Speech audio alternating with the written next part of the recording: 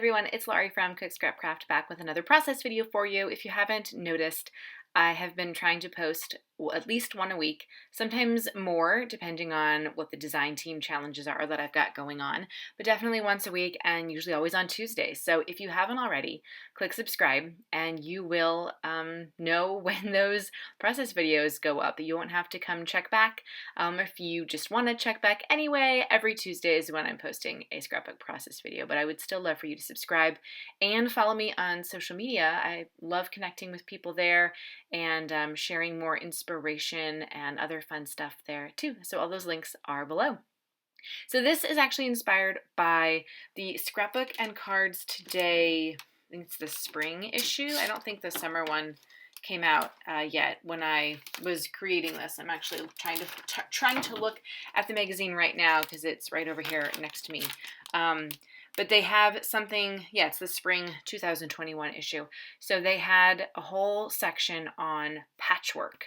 And that's kind of what inspired me. Originally, I had a whole other idea for this layout. I was going to scrap lift something else. And I was running low on supplies. And so I had a bunch of scraps left over from my May Best of Both Worlds kit. And when I was kind of looking through the Scrapbook and Cards Today magazine, I was looking for inspiration and something that I could do. I was originally going to do like a mixed media background. And then I saw this patchwork thing and I'm like, you know what? I have a square punch and I've actually never used it. And so I thought it'll be perfect to create a little sort of border background for the photo that I have, which is a 5x7 photo. And just sort of like piece together a great way to use up some scrap. So that's what I did. So I punched a bunch of squares, and then I used an Ingrid Bolm stamp ink pad, which I love. They're very ergonomic. I've probably talked about them before, and the color is called, I think, Island Bloom. So it's kind of like a tealish color. It goes really well with the Distress Oxides color that Shimelle had picked for May. There it is, right there. So I edged the edges, I inked the edges of all the squares and then adhered them down. I inked the edges of my photo and I'm going to adhere that down. So it's got some nice color in the background. I was going to do this on a white sheet of cardstock. Then I didn't really, the white cardstock that I got for this to use for this month, it was kind of like an off-white and I didn't really like it with the colors of the pattern papers that I punched out. So I went through my July scrapbook haul, which you've probably seen if you've watched the channel. I have that video up, and I found one of the P13 pattern papers. One side had like these big images on them that you'd have to fussy cut out, and I just don't like stuff like that. I knew I wasn't going to use that side, but the other side it was white with very light pink musical notes. And I thought that was very elegant and very pretty and would go very nicely with all these a little bit bolder patterns. And especially with the photo, which is of my daughter by some flowers in our backyard. And this is her official 5-year photo. I don't have professional photos taken of her because she is very squirrely and wiggly and just does not stand still. So I just kind of take them myself ever since I think the past 2 or 3 years.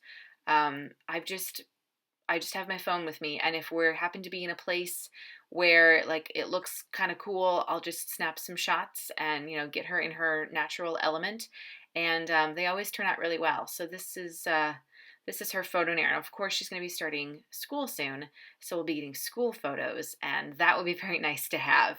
But in the meantime, I've been just kind of snapping my own photos, and it's also cheaper to snap your own photos. And I feel like when you are a scrapbooker and you enjoy taking photos, the process of trying to get a cool photo with your kids is always fun, and looking for that, like just that right shot. And anyway, so I enjoy doing it, and I feel like as her mom, I'm kind of the only person who can force her to stand somewhere or, like capture her in her natural element, as I said before.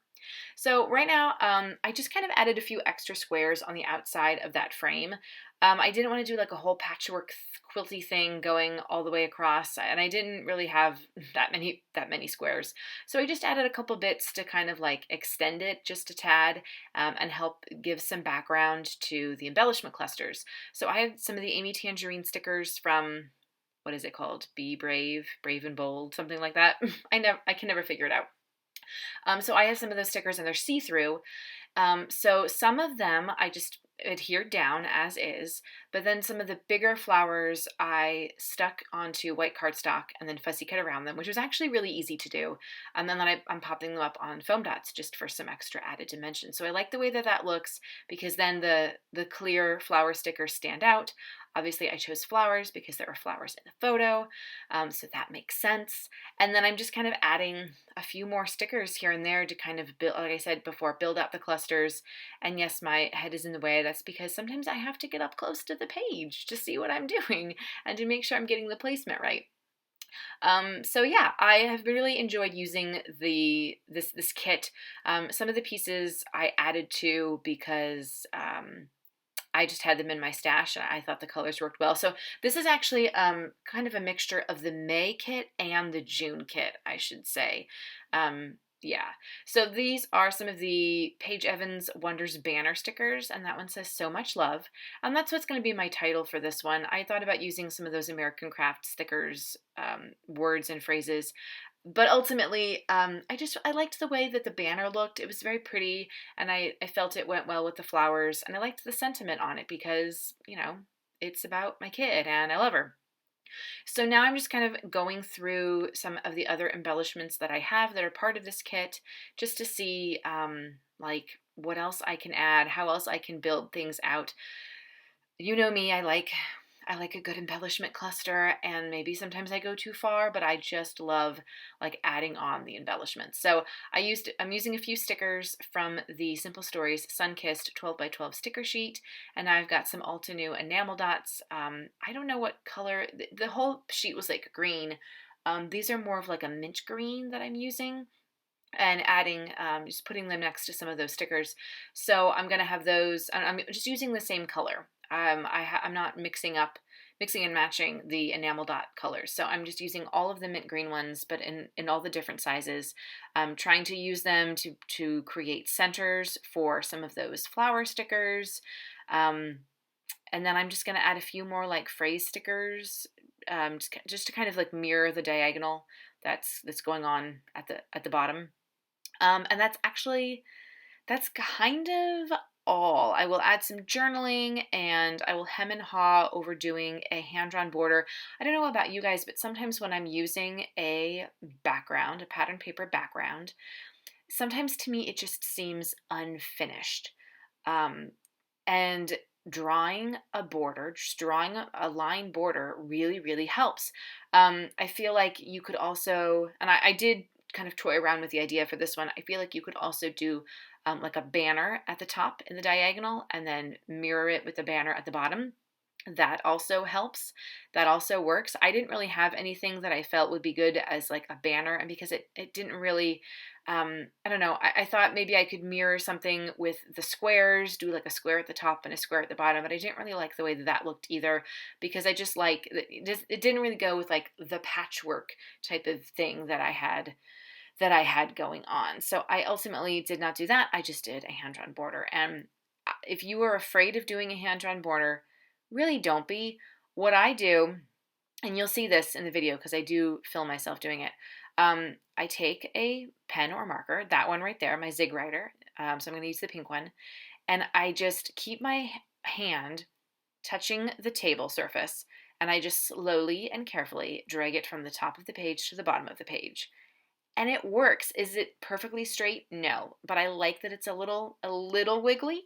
All right, not too much, but I like the way it looks. I like a hand-drawn border. So here is where I'm like, do I do it? Do I not do it? Just to me, it looks unfinished. But with that border, it really, I don't know, that completes it for me. And something else you could do if you don't want to do a hand-drawn border is you could have the pattern paper be framed by like a white cardstock or a darker color cardstock frame. So I could have cut that P13 paper down to like 10 by 10 and then stuck it to a solid color cardstock or something that was a little bit darker, just to give it some, I don't know. I don't know how to say it, just to finish it up. It just needs something sometimes. So that's my prerogative. This video is almost done and you'll see more detail in the close-ups. Please let me know in the comments if you have any questions on the products that I used or the techniques that I did. I'd be happy to answer any questions for you. Or if you just want to say hi, just come say hi in the comments. And also don't forget to click subscribe so you don't miss out on other scrapbook process videos. I also have more, you can see photos and other fun things on my blog, so that link is below. And if you're following me on social media, Instagram, Facebook, the like, then you'll know when blog posts go live as well. So I thank you guys so much for watching, and I hope you have a great scrappy day, and I hope this was inspiring for you. I'll see you guys next time in my next process video. Bye!